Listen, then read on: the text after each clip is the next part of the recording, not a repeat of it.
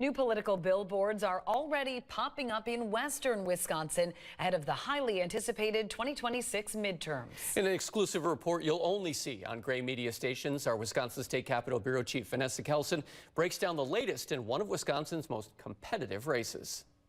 The 3rd congressional district in western Wisconsin will be one to watch. The seat is currently held by Republican Representative Derek Van Orden, who won his re-election bid by less than 3% of the vote.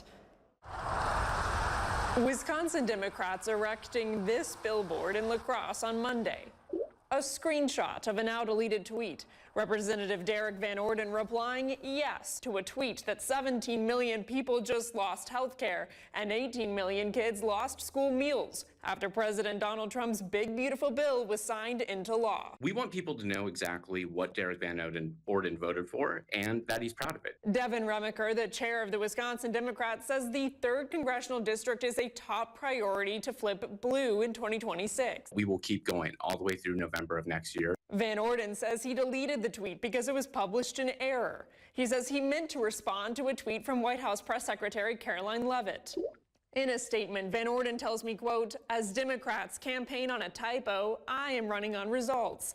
The Democrat Party is so out of touch with Wisconsinites, all they have to offer is fear-mongering, anger, and lies." I think that this election here in the 3rd district has a good chance of breaking the all-time spending record that we've seen in this state for a U.S. House of Representatives election. As the race heats up, UW-La Crosse political science associate professor Anthony Chergosky says the 3rd district could be the key to control of the U.S. House. Aside from the gubernatorial election, this is going to be the pivotal race in Wisconsin politics.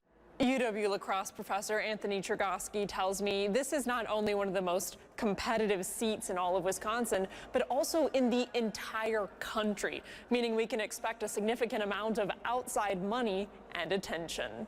From the Wisconsin State Capitol, Vanessa Kelson. Now, Derek Van Orden is running for re-election in 2026. Democrats Rebecca Cook, Emily Burge, and Laura Benjamin have also launched their bid for that seat. Rustin Provence is running as an independent.